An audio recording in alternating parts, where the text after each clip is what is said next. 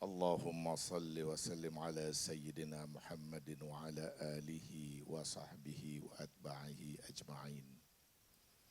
Subhanaka la ilma lana illa ma 'allamtana innaka antal alimul hakim. Wa la hawla wa la quwwata illa billahil aliyyil azim. Qala Allah Ta'ala fil kitabil aziz. A'udzu billahi minasy syaithanir rajim. Bismillahirrahmanirrahim. Wa atii'ullaha wa rasulahu wa la tanaza'u fatafshalu wa tazhaba rihukum. Wasbiru innallaha ma'as sabirin.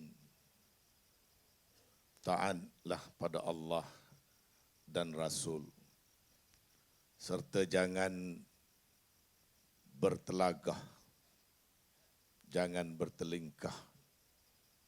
Jika tidak, nescaya kamu akan hilang kekuatan. Dan bersabarlah, kerana Allah menyukai orang-orang yang bersabar. Saudara pengacara majlis, sahabat saya yang berhormat Datuk Jalaluddin alias Ahli Majlis Kerja Tertinggi UMNO Malaysia. Sahabat saya yang berhormat Datuk Dr.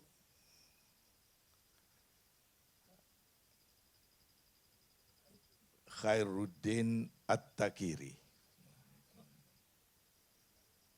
Datuk Dr. Khairuddin At-Takiri, Ahli Parlimen Kuala Nerus. Rakan-rakan ahli-ahli yang berhormat, Saudara Muhammad Razi, yang berhormat Saudara Nur Azmi Adun Pertang,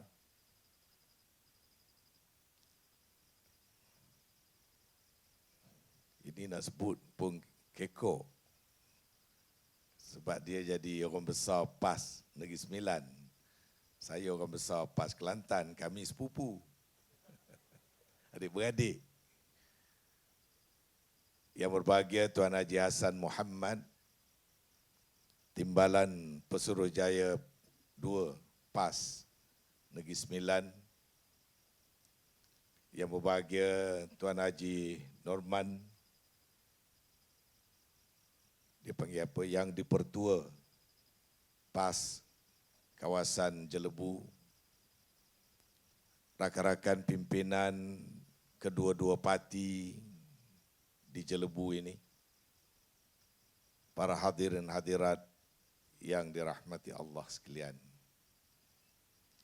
Kalau ikutkan hati, sebenarnya saya rasa tersangat letih hari ini.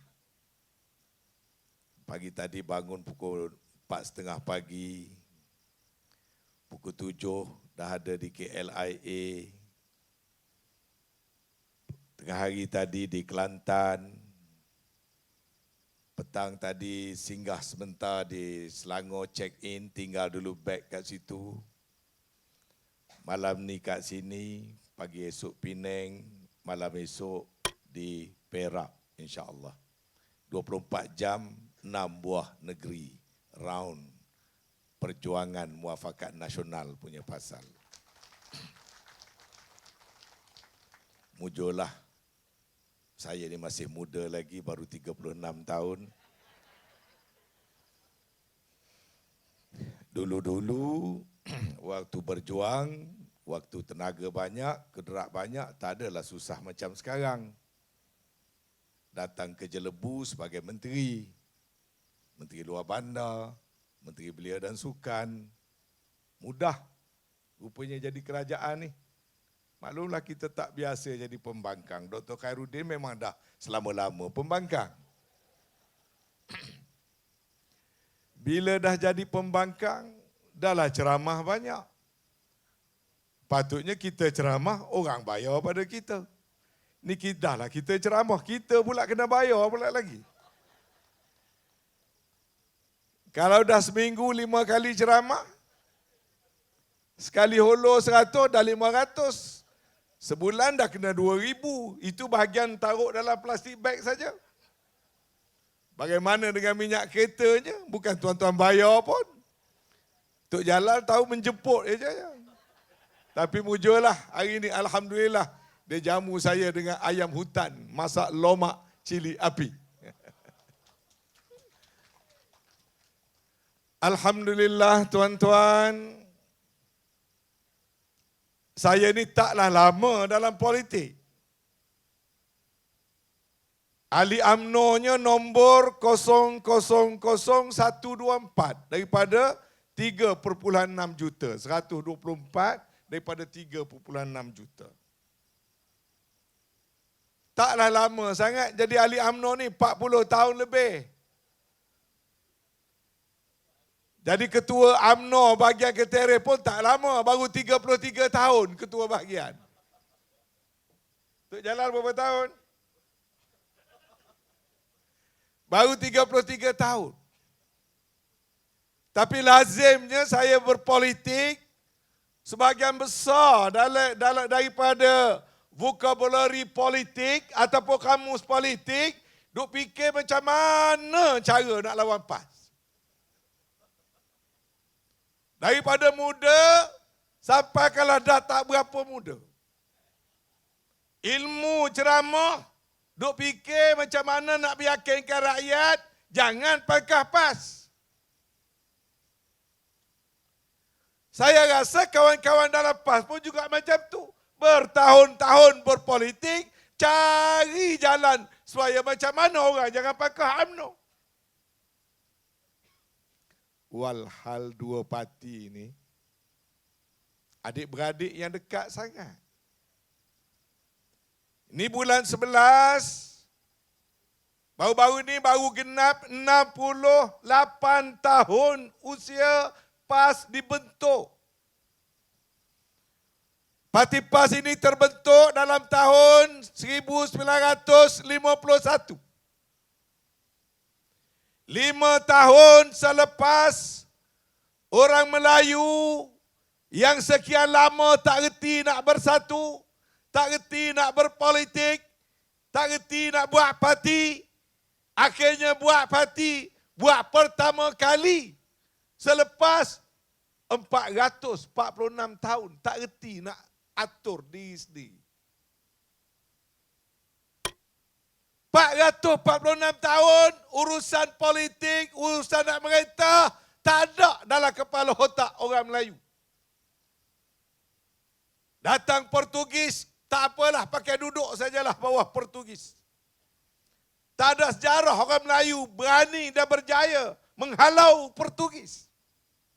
Sehingga datang Belanda ambil alih.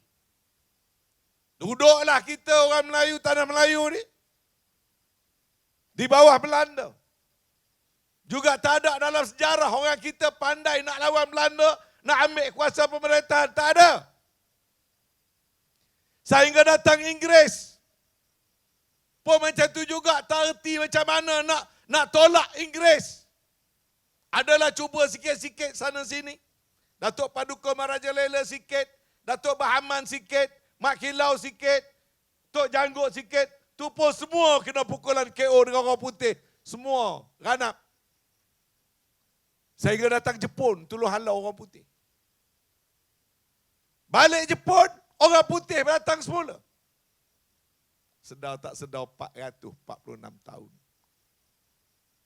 Akhirnya orang Melayu, Persatuan Melayu berimpun, lahirkanlah UMNO ringkas. Barulah mula pandai nak berpolitik, nak fikir soal pemerintahan, nak fikir soal kekuasaan dan sebagainya.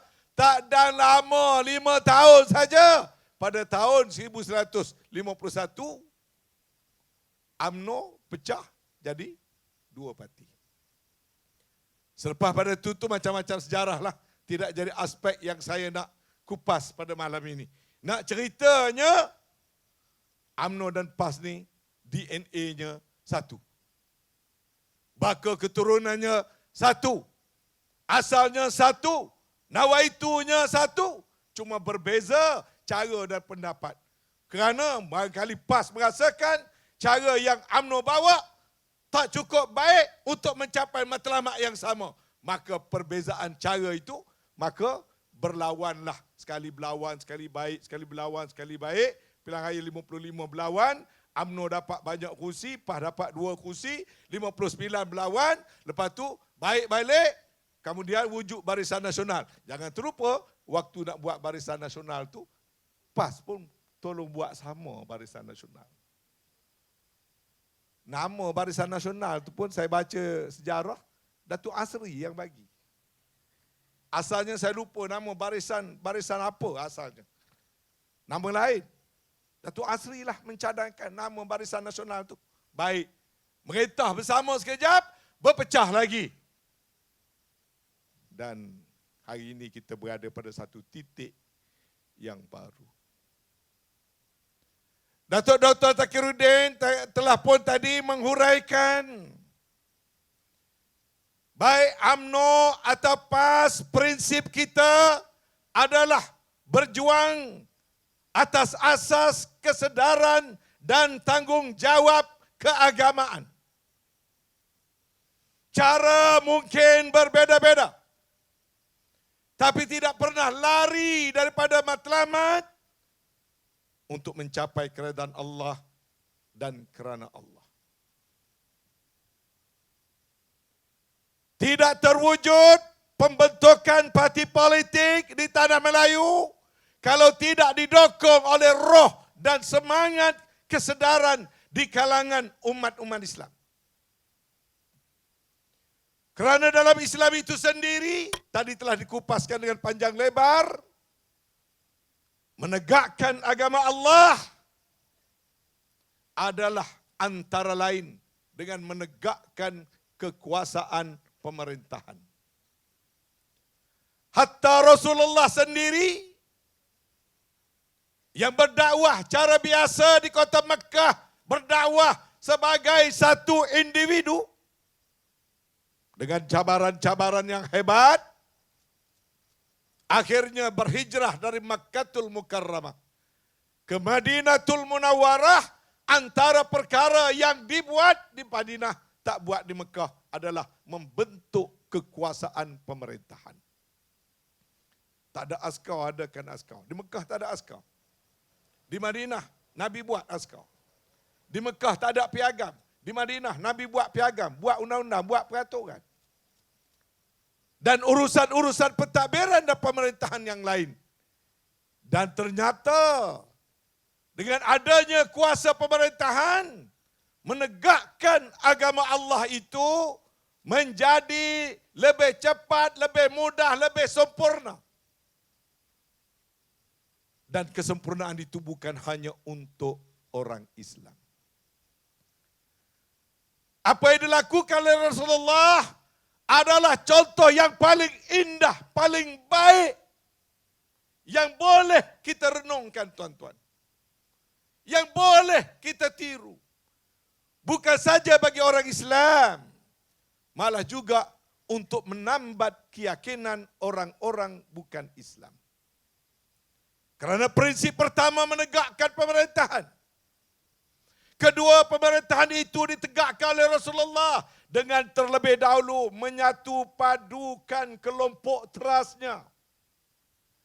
Harus disatu padukan dulu orang-orang Islam. Bila diketahui Rasulullah sedang menyebarkan dakwah, kaum Aus datang menghadap Rasulullah nak cari pengaruh. Kaum Khazraj juga datang jumpa Rasulullah. Dah perang selama 120 tahun. Diikat dengan tali Allah, mereka bersatu. Bila Nabi sampai di Madinah, ada muhajirin yang rata-rata daripada kabilah Quraisy. Dan ada orang Islam di Madinah, daripada kaum dipanggil Ansar. Muhajirin dan Ansar disatukan.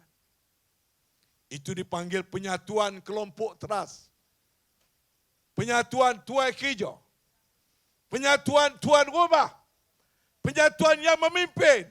Oleh kerana Islam itu harus memimpin, Syarat yang pertama hanya boleh memimpin kalau orang Islam sanggup untuk bersatu. Disitulah turunnya wa'tasimu bihablillahi jami'an wala tafarraqu. Dan pesanan serta peringatan wa'tasimu bihablillahi jami'an wala tafarraqu wazkuru ni'matallahi 'alaikum iz kuntum a'da'an fa'alafa baina qulubikum fa'asbahtum bi ni'matihi ikhwana wa kuntum 'ala safa hufratin minan nar, sampai ke akhir ayat, di mana Allah menceritakan bagaimana waktu suasana jahiliyah yang bergaduh, yang berperang, yang berpecah belah. Tuhan selamatkan. Selamatkan dengan apa? Dengan kedatangan Islam. Dan Islam itu, datangnya Islam harus mampu mengikat di kalangan siapa? Bermula dengan sesama ahli syahadah dulu. Kalau orang Islam tidak boleh bersatu, jangan impikan Islam mau memimpin. Dan inilah antara kesilapan kita. Kalau nak dipanggil kesilapan, atau mungkin juga bersifat kelalaian kita. Tapi dulu tak mengapa. Setelah kita tubuh parti menyatu padukan kelompok teras orang Melayu, kemudian bergabung dengan orang Cina dan orang India, kita dapat pegang tampuk kuasa. Kita bergaduh adik-beradik, kuasa kekal di tangan kita. Berpecah sekejap, bergaduh dengan UMNO PAS, PAS ambil Kelantan, kadang-kadang PAS ambil Terengganu, tetapi kuasa masih berada di tangan kita. Maka boleh bergaduh secara adik-beradik, tetapi kerana kuasa masih berada di tangan kita. Tetapi manusia mulai lalai. Tak cukup dengan UMNO dan PAS berpecah.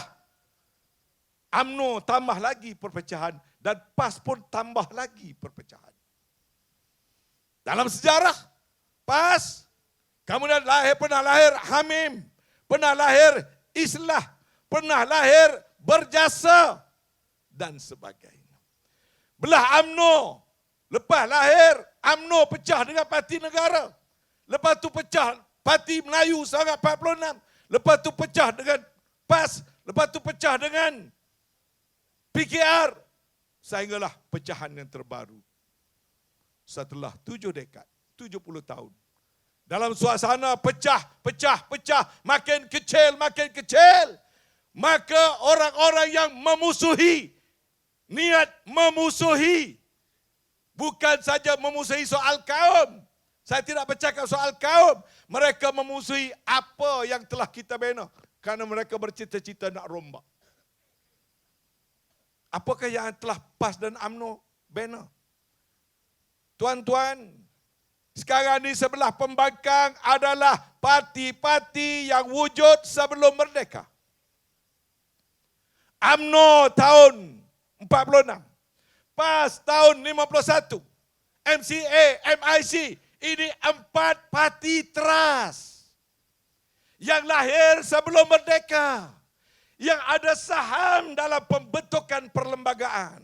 Yang ada saham melukis rupa dan wajah tanah Melayu dan Malaysia. Tak dapat dinafikan.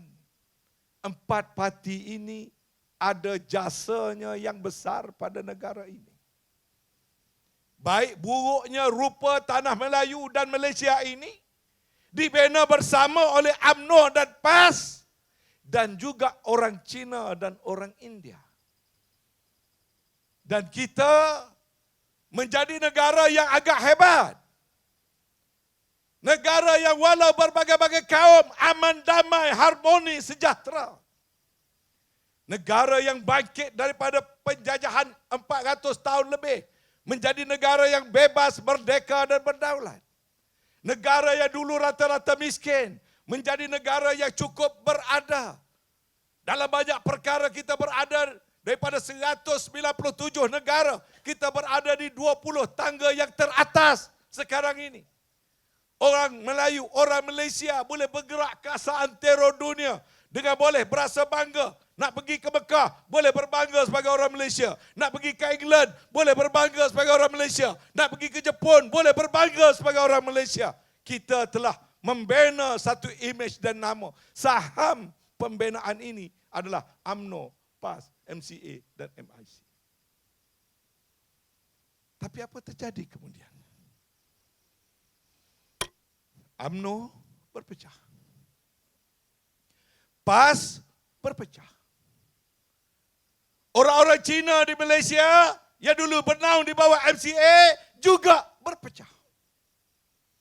Orang India di Tanah Melayu yang dulu je bersatu di bawah MIC juga berpecah. Macam-macam parti, IPF, Makar Sakti, KIMA, berbagai-bagai.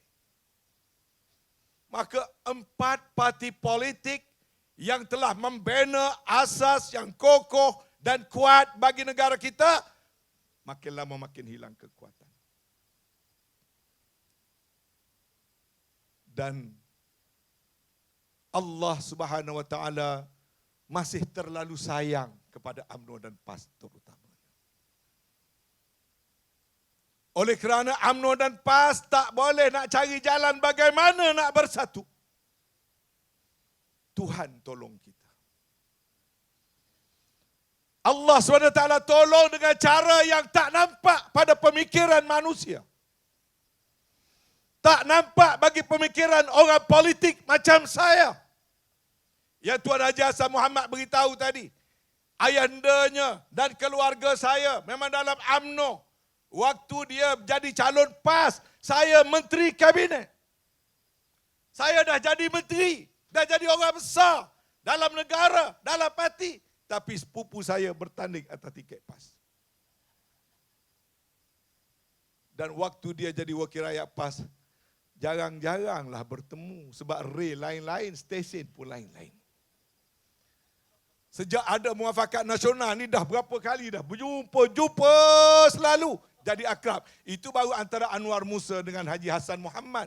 Biarlah ini kepada semua sekali ahli UMNO dan ahli PAS, kembalikan ikatan ukhuwah Islamiyah ini.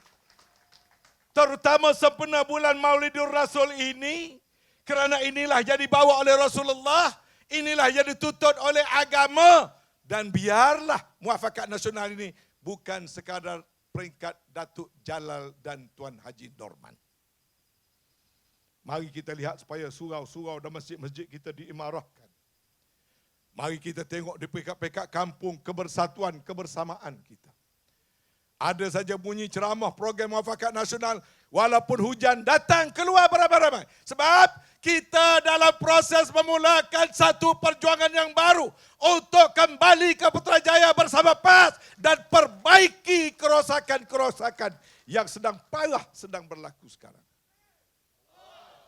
Tuan-tuan, waktu kita berjuang nak merdekakan negara, mewujudkan PAS dan UMNO dulu, kerosakan tak sebesar sekarang, tuan-tuan. Waktu itu, keperluan kita orang Melayu, keperluan yang sederhana. Asalkan jangan dikacau perkara-perkara pokok dan asas. Orang Melayu boleh duduk bawa Belanda, bawa Portugis, bawa Jepun, bawa sesiapa saja. Sebab keperluan kita tidak banyak pada waktu itu, tuan-tuan.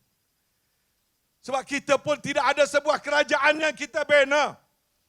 Jangan kacau raja, jangan kacau agama kita dah cukup. Kacau agama dari segi mana? Jangan kacau kita membuat tuntutan-tuntutan fardu ain, benda-benda yang asas bagi kita saja. Tetapi kita sekarang, tuan-tuan, kita dah bina rumah. Kita dah ada sebuah negara yang kita bina. Kita dah ada nilai-nilai kehidupan bangsa Malaysia.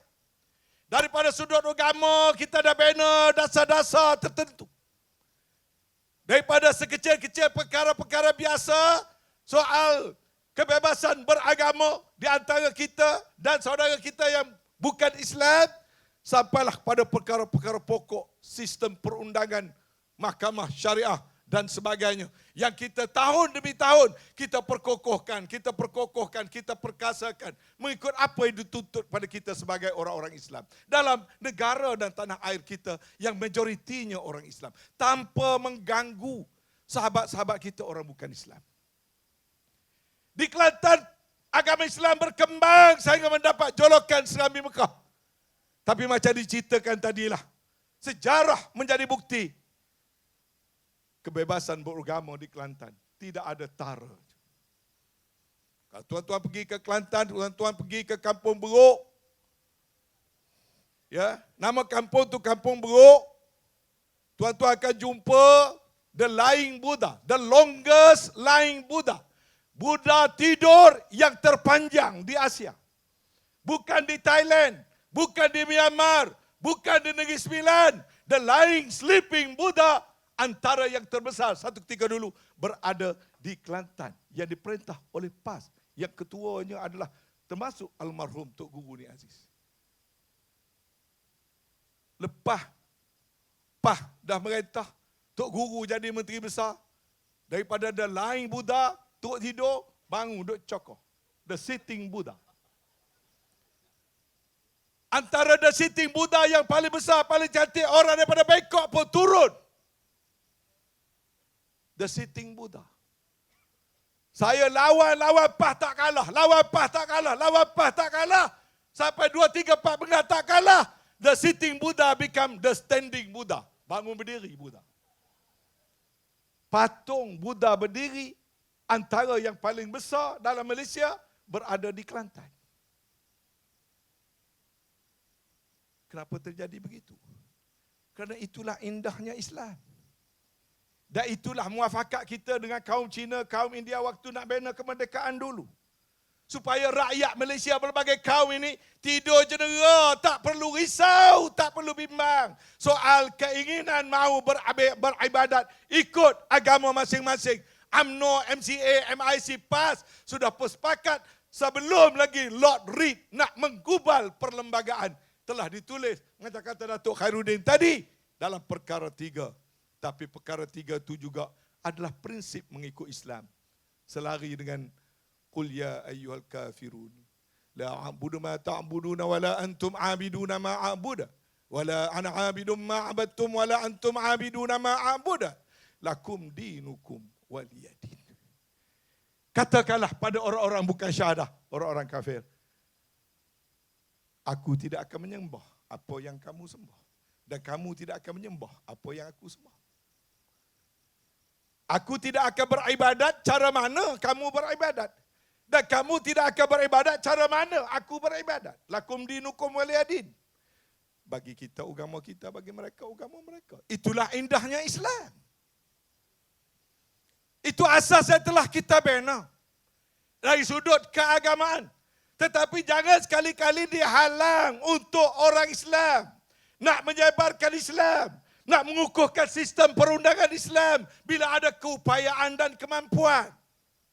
Baik sistem kehakimannya, baik sistem muamalat, munakahat, jinayat dan sebagainya. Bila ada kemampuan, tanggungjawab orang Islam mesti menegakkan agama Allah mengikut kemampuan apabila sampai masanya. Jangan cuba dihalang, apalagi nak dirombak. Itu antara rumah yang kita bina. Begitu juga hak bagi kaum-kaum telah ada. Begitu juga dasar ekonomi, dasar pelajaran, semua sudah ada.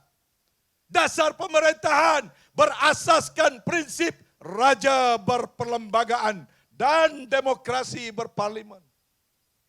Kita bina bersama. Sebab tu dulu kita tolak cimpeng. Kebetulan lain duk sibuk soal abu. Dah lama mati, abu pun masih lagi duk mengancam. Duk hari-hari dalam Facebook duk bincang soal abu. Saya tulis dalam Facebook saya, cimpeng dah lama mati. Yang jadi kalok ni bukan soal cimpeng. Cimpeng tu dah mati. Yang cuba nak dihidupkan bukan cimpeng. Cimpeng tak hidup semula dah. Tapi ada orang nak menghidupkan benda lain. Iaitu soal ideologi. Soal kepahaman. Yang itu kita Melayu, Cina, India dah lawan sebelum lagi kita merdeka.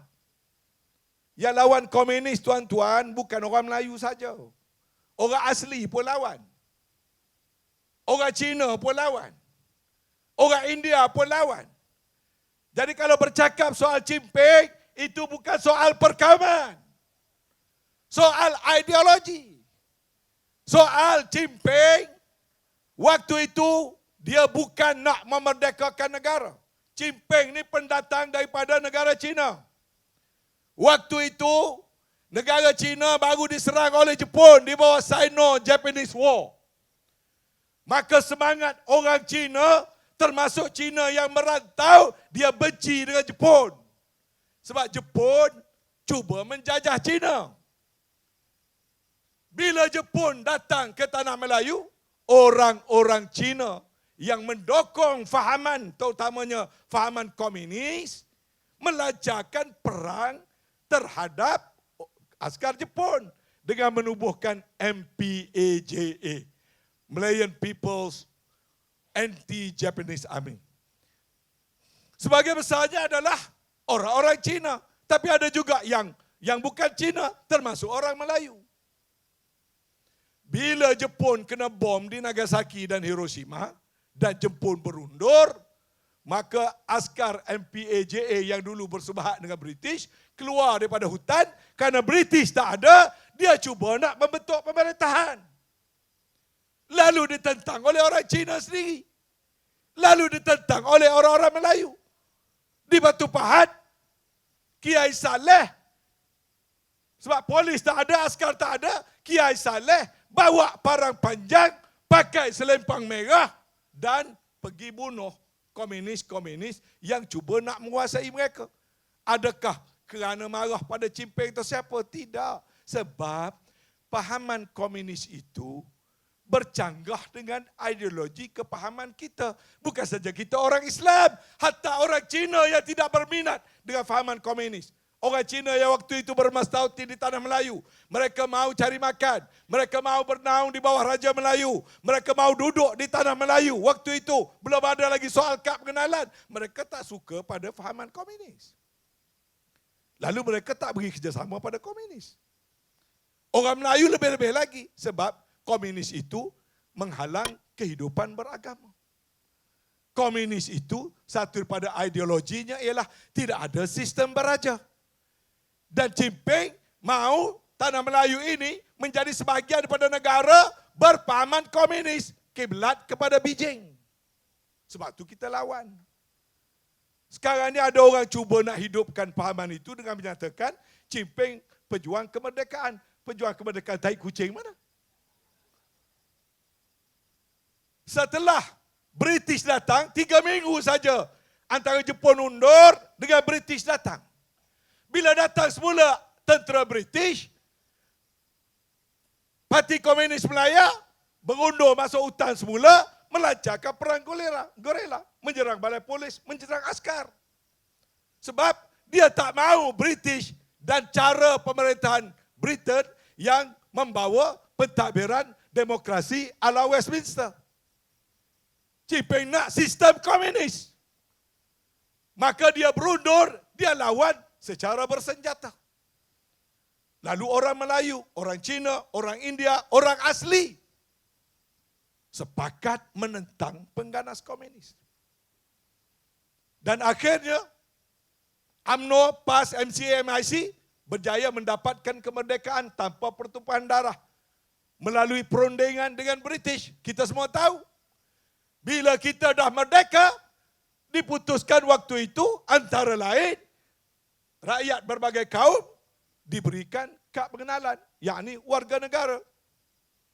Orang Cina, orang India yang sebelum itu asalkan beranak di tanah Melayu di bawah prinsip Joe Soli, yakni anak peribumi, anak bumi, anak watan yang lahir di tanah Melayu sebelum merdeka boleh daftar dan menjadi warga negara. Maka bila kita merdeka, orang Melayu, orang Cina, orang India dah jadi macam adik-beradik. Dan tidak timbul lagi soal perkauman, tuan-tuan. UMNO, PAS, MCA, MIC telah bina negara ini untuk menjadi negara berbagai-bagai kaum. Mesti hidup bersederhana, bertoleransi, ada kebebasan beragama, ada hak masing-masing dan telah dipandukan oleh perlembagaan yang kita bina. Tiba-tiba tahun 65,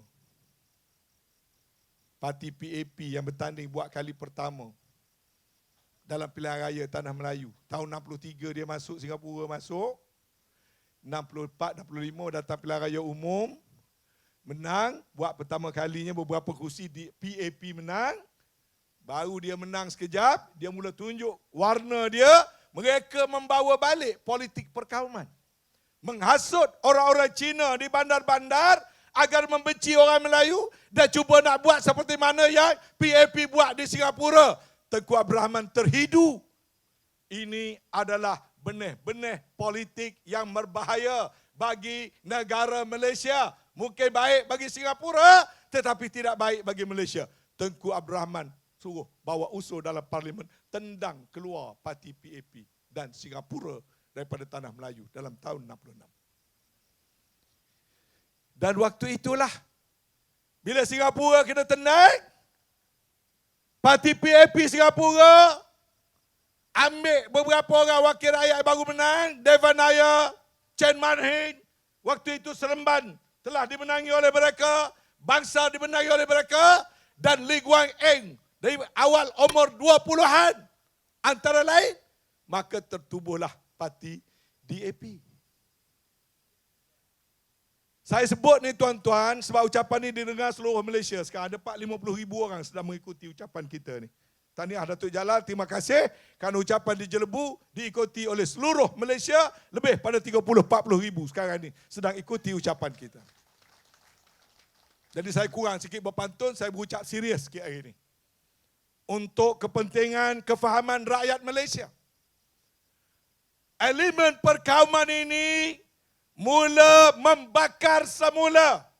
Bermula tahun 66, kemuncaknya 69. 3 tahun saja. DAP ditubuhkan tahun 66.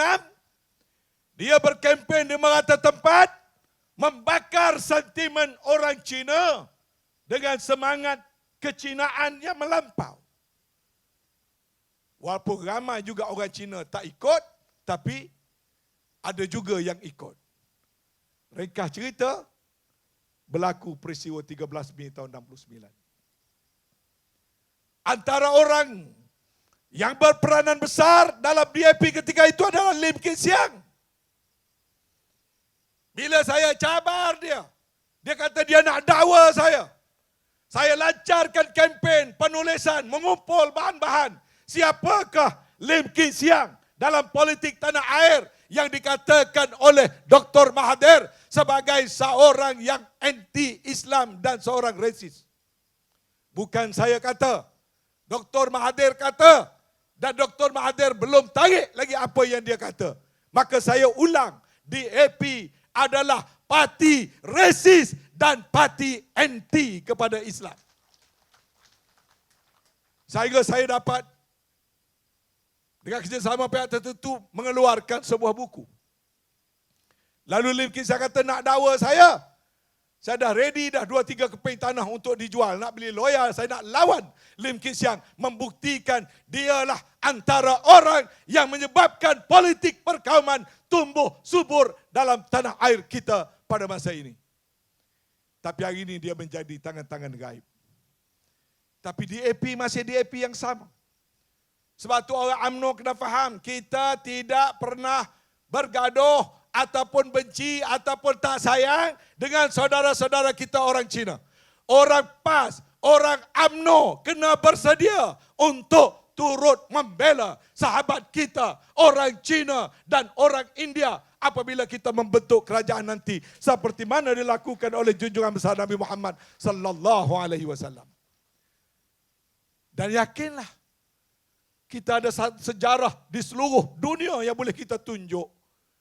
Bila Islam berkuasa, orang minoriti akan tetap diberikan perlindungan. Siapa yang suruh? Nabi yang suruh. Nabi marah kalau kita orang Islam bersikap perkauman. Laisa minna man da'a ila asabiyah. Wa laisa minna man qatala ala asabiyah.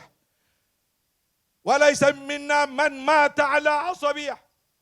Nabi dengan tegas menyatakan bukan daripada golongan kami orang yang menyeru atas dasar perkauman. Bukan golongan kami orang yang mati atas dasar perkauman. Bukan golongan kami orang yang berperang ke jalan perkauman. Itulah Islam. Sahabat-sahabat kita bukan Islam kena tahu kedudukan mereka terjamin. Malah orang Cina, orang India dapat kad pengenalan dengan persetujuan orang Melayu adalah kerana orang Melayu itu Islam. Kalau orang Melayu itu dulu agama lain, saya belum pasti lagi orang Melayu terima atau tidak orang Cina diberikan kad pengenalan. Tapi orang Melayu, kerana kita Islam lah, kerana Nabi mengajar kita lah, kerana Al-Quran panduan kita lah, kerana sunnah Rasulullah menjadi pedoman kita lah, kita boleh terima orang Cina dan orang India menjadi warga negara sama dengan kita orang Melayu dengan hak-hak yang terjamin. Ini indahnya Islam. Tapi bila datang DAP, dia cuba nak lukis wajah Islam yang lain. Sebab tu bila dia bunyi saja UMNO dan PAS bergabung, dia kata Taliban. Yang ada pengalaman ni tuan-tuan adalah PAS. UMNO tak pernah bergabung dengan DAP. Kita tengok dia daripada luar, daripada dalam kita tak pernah tengok. Yang pernah tengok DAP daripada dalam adalah PAS. Tanya PAS kenapa akhirnya PAS terpaksa undur? Tidak lain dan tidak bukan. Apabila PAS nak menegakkan sesuatu berkaitan dengan Islam, maka mereka mula menunjukkan kekuatan mereka untuk memaksa PAS tidak melakukan apa yang PAS mahu lakukan untuk Islam. Padahal kita dah kata, bagi kamu agama kamu, bagi kami agama kami. Itulah wajah DAP. Sebab itu tuan-tuan, yang kita duk sibuk bawa muafakat nasional ini, kita kena faham satu perkara. Ini bukan politik sahaja. Dalam Islam, menegakkan kuasa pemerintahan adalah benda yang fardu. Ibnu Qudamah kata, menegakkan kuasa pemerintahan bagi orang Islam dalam negara Islam, hukumnya fardu kifayah. Bagi rakyat ramai-ramai. Dan fardu ain bagi orang yang diangkat sebagai pemimpin. Mana pemimpin diangkat sebagai pemimpin, tak tunaikan, berdosa. Semua sekali kena tunaikan tanggungjawab urusan pemerintahan. Bagi rakyat, fardu kifayah. Ada sebahagian ambil berat hak politik, yang lain tak ambil berat, yang lain terlepas dosa. Tapi kata Tok Guru Hajadi, fardu ain bagi rakyat, fardu kifayah atas rakyat, fardu ain atas pemimpin. Selagi mana dalam negara itu agama Islam dan umat Islam tidak terancam. Tapi kalau agama dah ada tanda terancam, kalau dah orang Islam mula terancam, kata Tok Guru Hajadi, bukan lawan. Hukumnya dulu. Hukumnya menegakkan pemerintahan itu bagi orang Islam semua sekali adalah fardu ain, bukan lagi fardu kifayah. Maka tuan-tuan, yang kita nak bina dalam muafakat nasional ini, pertama, kita tak perlu malu-malu. Kita insaf, kita sedar, kita telah melakukan kesilapan. Orang PAS tak boleh sombong, orang UMNO pun jangan act. PAS pun ada salah, UMNO pun lagi banyak salah. Sebab kita kerajaan dan kita merintah di banyak negeri. Akuilah itu kesilapan kita dan kita tidak menyangka membawa mudaratnya sebegini. Yang mana akhirnya kita hilang kuasa dan orang-orang yang memusuhi Islam memegang kuasa macam Datuk Dr. Allah, payah sama nak sebut, ingat At-Takiri. Khairudin sebut tadi. Maka, tuan-tuan, pilihan raya tak tahu lagi bila nak datang. Cuma yang ada ni kita test. Setakat ini Alhamdulillah, saya waktu di Tanjung Piai, saya lah orang yang terlibat ke hulu ke hilir merundingkan soal calon bersama Presiden. Di satu peringkat, kerana nak menyahut kebangkitan semangat penyatuan ummah, kerana ramai pemimpin UMNO nakkan calon Melayu. Dan pelik waktu itu tuan-tuan, orang yang pertama kami bertanya, Presiden kami bertanya, ialah bertanya pada Tok Guru Hajadi. 2 bulan lebih sebelum nak menambah calon. Waktu berjumpa di Perlis, Presiden UMNO rujuk pada Presiden PAS tentang kekosongan kerusi di Tanjung Piai yang dulu ditandingi oleh MCA, nak letak calon mana. Awal-awal lagi Tok Guru Jadi kata, beri pada MCA bertanding dan PAS akan sokong.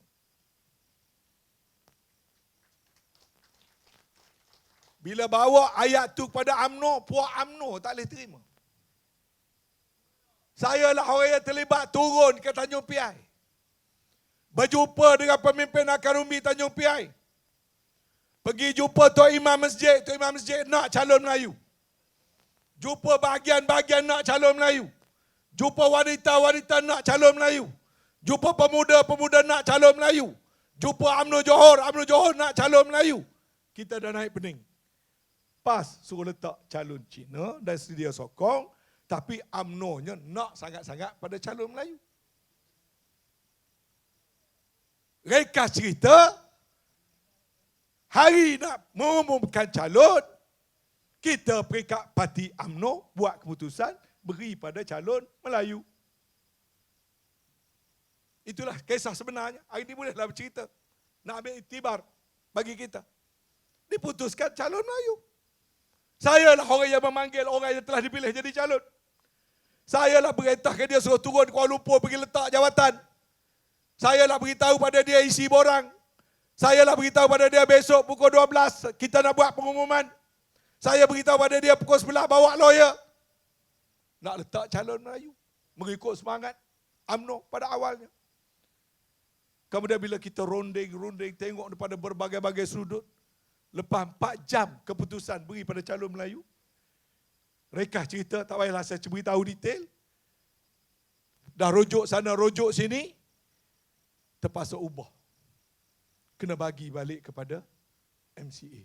Calon saya dah beritahu. Bukan saya saja. Presiden Dato' Zahid sendiri dah panggil. Duduk berdepan, dah beritahu dia calon. CJ dah sign. Beri pada saya.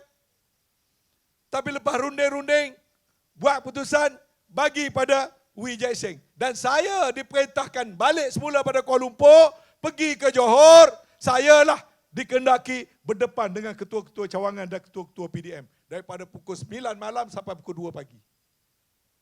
Bertong-tong saya kena maki malam tu. Saya ingat ada seorang tu, tak sebut nama lah. Dia punya marah tu, rokok dia isap api ke dalam, puting keluar. Dia beritahu, orang sini bila marah, ini dia keadaannya. Rokok, api di dalam mulut, puting keluar. Punya marah. Yang bercakap menangis pun ada, yang mengugut pun ada, yang tak nak bekerja pun ada. Saya lalui tuan-tuan. Maka waktu itu saya berfikir, apalah nak jadi dengan pilihan raya Tanjung Piai. Kalau dah orang Melayu marah, kalau dah ada PDM tak nak buat kerja dan sebagainya, takkanlah kita boleh menang. Tapi setelah kita terangkan tentang muafakat nasional, kita terangkan tanggungjawab kita menjaga sahabat-sahabat kita yang bukan Melayu dan bukan Islam. Kita terangkan bagaimana prinsip perjuangan kita. Kita terangkan soal perjuangan pada jangka yang lebih panjang dan sebagainya. Tuan-tuan, saya ni adalah pengarah war room. Saya lepas berkempen seminggu, memang saya tahu dah kita akan menang tuan-tuan. Orang lain kata menang 1,000, 2,000. Saya dah tunjuk kita akan menang 8,000. Bila saya kata menang 8,000 tuan-tuan, tak ada siapa pun percaya. Tapi bila sampai time mengundi tuan-tuan, 15,086 undi kita menang. Pengundi Melayu. Daripada 10 orang pengundi, 9 mengundi Wee Jai Seng. 1 saja mengundi Parti Pakatan Harapan. Orang Cina lebih daripada separuh. Maknanya apa tuan-tuan? Syukur Alhamdulillah. Konsep muafakat nasional pimpinan UMNO dan PAS sudah diterima dengan bulat oleh rakyat dan orang Melayu serta orang bukan Melayu. Maka tuan-tuan, Tanjung Piai tak boleh berhenti setakat Tanjung Piai. Kita kena bergerak tiap-tiap hari, tiap-tiap malam. Tajuk PI hanyalah satu permulaan. Kerajaan ini, tuan-tuan, terlalu berbahaya untuk kita kekalkan. Saya berdoa kepada Allah SWT. Saya tak sanggup nak tunggu 5 tahun tunggu pilihan raya umum. Sebab dalam masa baru 18 bulan, setahun setengah, tuan-tuan sendiri boleh senaraikan kerosakan yang telah dilakukan terhadap agama, bangsa, tanah air, ekonomi, hubungan kaum, pelajaran. Baru 18 bulan, tuan-tuan. Ini kerajaan, kalau pegang lagi 18 bulan, saya tak dapat bayangkan apakah benda yang dia buat. 18 bulan, tuan-tuan, jangan lupa. 300,000 kita terpaksa turun ke jalan-jalan raya apabila mereka cuba nak menandatangani ISET. Sebab kita tak ada pilihan lain. Tok Guru Haji Hadi warning kerajaan dalam parlimen. Kalau diteruskan juga, kata Tok Guru Haji Hadi, tidaklah terlalu payah bagi kami untuk turun ke jalan-jalan raya. Kalau diperlukan di jalan raya, maka di jalan raya lah kita akan menentang kerajaan Pakatan Harapan. Maka kita telah buktikan. Dan ISET dapat kita halang. Mereka cuba pula melalui Statut Rom. Statut Rom berjaya kita halang. Sekarang ini mereka nak buat pula undang-undang menekan polis melalui IPCMC. Kita ahli-ahli parlimen telah buat penegasan.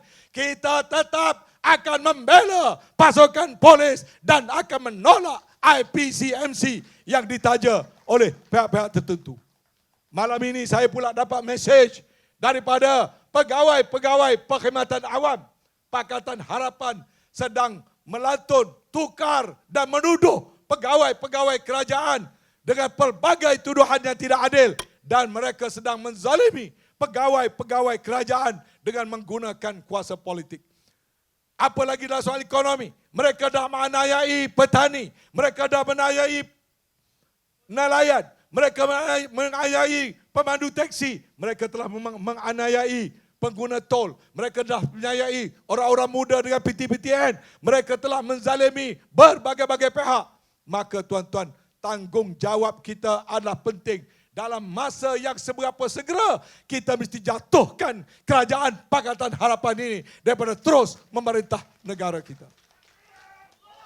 Oleh sebab itu, hujan pun janganlah lari. Duduk, jangan lari. Ini pertama kali bersyarah dalam hujan. Hebat orang Jelebu ni. Mana ada tempat hujan pun tak lari. Jadi tuan-tuan,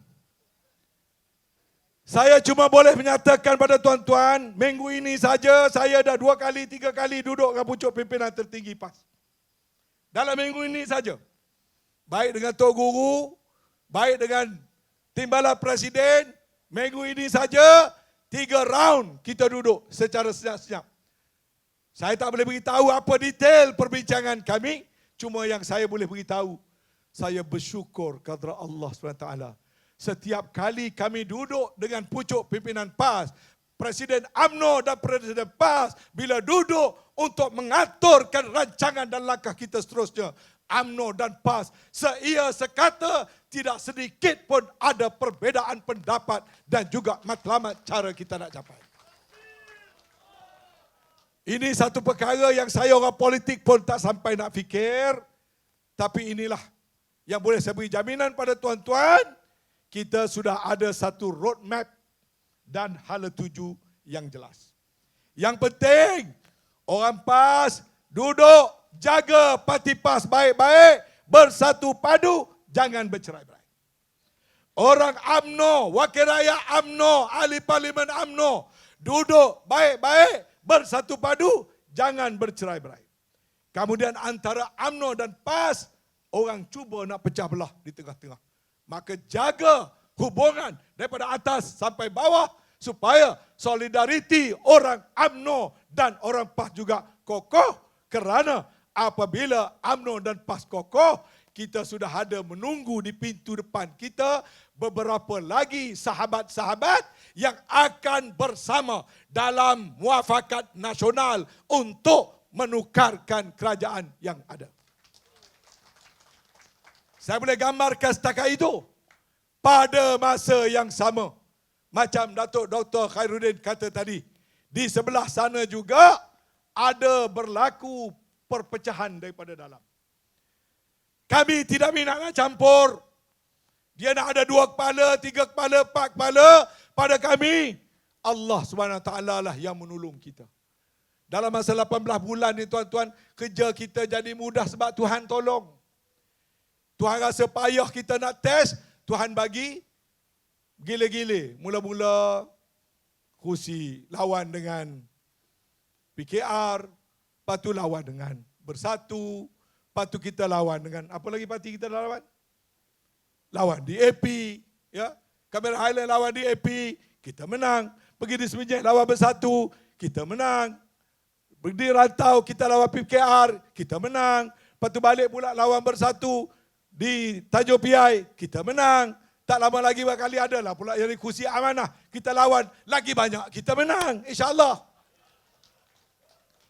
Dan calon pula setakat inilah, banyak calon-calon UMNO aja. Mudah-mudahan Tuhan bagilah pula satu kursi, kita letak calon PAS pula, kita pula orang UMNO kempen calon-calon PAS. Dan kita terus bekerja, tuan-tuan. Ini ada satu perkara yang sangat mustahak, kerana bahayanya Malaysia baru ni tuan-tuan tidak terkata. Sekarang ini mereka cuba mencari alasan. Sebenarnya kerosakan yang berlaku adalah kerana mereka.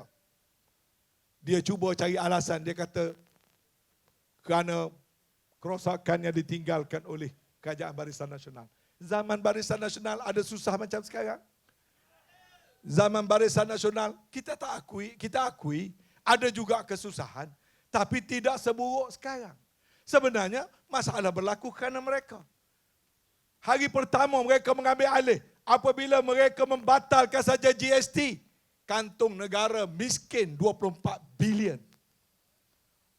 Bila 24 bilion kurang daripada pendapatan negara, kemudian oleh kerana 3 bulan tempoh ditangguhkan GST, tapi tak laksana SST, maka tuntutan atas GST berbilion-bilion masuk yang kerajaan kena bayar. Lalu dia buat cerita kata, kerajaan dulu curi, rompak wang bayaran kembali GST. Walhal dia sedang berhadapan dengan masalah 3 bulan masuk tak ada daripada GST, tapi cukai input tax kena bayar. Campur dua ni tuan-tuan, itulah mulanya kerosakan ekonomi negara.